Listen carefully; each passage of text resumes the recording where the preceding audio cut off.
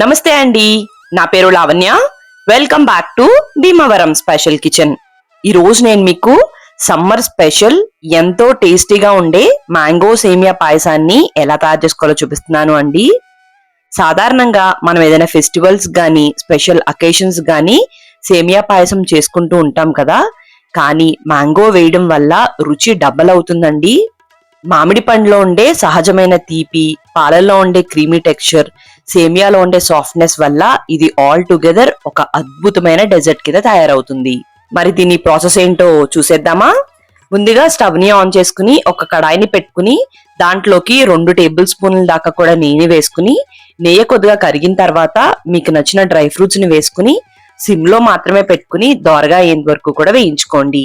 ఈ విధంగా వేగిపోయిన తర్వాత వీటిని పక్కకు తీసేసుకుని అదే నెయ్యిలో ఒక అరకప్పు వరకు కూడా సేమియాని వేసుకుని సేమియాని కూడా మంచిగా దోరగా వేయించుకోండి.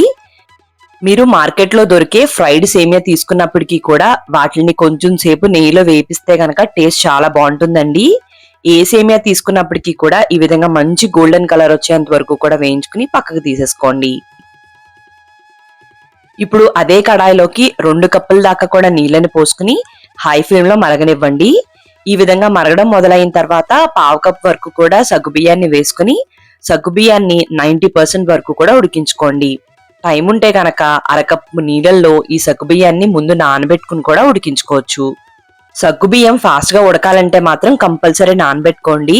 90% అంటే చుట్టూరు అంతా కూడా లైట్ కలర్ లోకి వచ్చి లోపల అక్కడక్కడ చుక్కల కింద ఇలా తెల్లగా ఉంటే సరిపోతుంది అండి.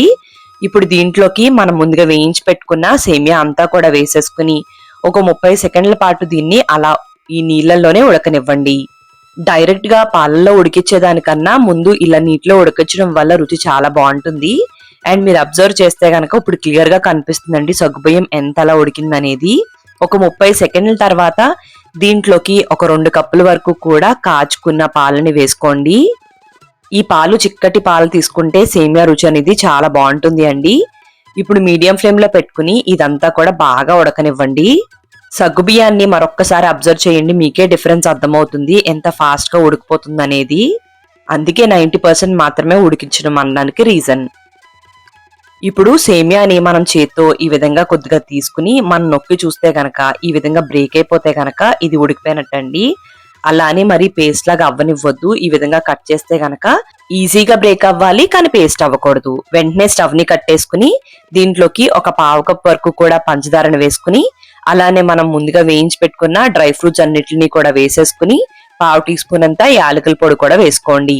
ఇప్పుడు అంతా కూడా కలిసేంత వరకు కూడా కలిపేసుకుని దీన్ని పూర్తిగా చల్లారేంత వరకు కూడా పక్కకు పెట్టేసుకోండి. సాధారణంగా మనం సేమియా పాయసం ఎలా చేస్తామో అలానే ఉంటుందండి ఇక్కడ వరకు ప్రాసెస్.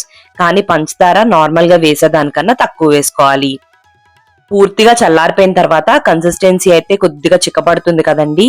ఈ విధంగా చల్లారిపోయిన తర్వాత దీన్ని పక్కకు పెట్టేసుకుని ఒక మిక్సీ జార్ ని తీసుకుని దాంట్లోకి బాగా పండిన స్వీట్ గా ఉన్న 1 కప్ వరకు కూడా మామిడికాయ ముక్కలు, అలానే ఒక అరకప్పు వరకు కూడా కాచుకున్న పాలని వేసుకుని వీటినన్నిటిని మెత్తగా గ్రైండ్ చేసుకోండి.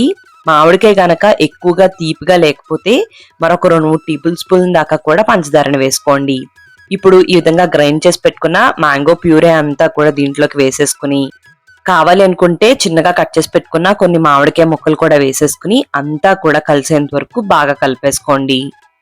కలుపుకున్న తర్వాత కూడా ఒక 1/2 గంట పాటు పక్కకు పెట్టేస్తే మ్యాంగో ఫ్లేవర్ మొత్తం అంతా కూడా ఈ సేమియా పాయసంలోకి వెళ్లి రుచి అనేది చాలా చాలా అద్భుతంగా ఉంటుంది. కావాలనుకుంటే ఫ్రిడ్జ్ లో పెట్టుకుని కూడా సర్వ్ చేసేసుకోవచ్చు.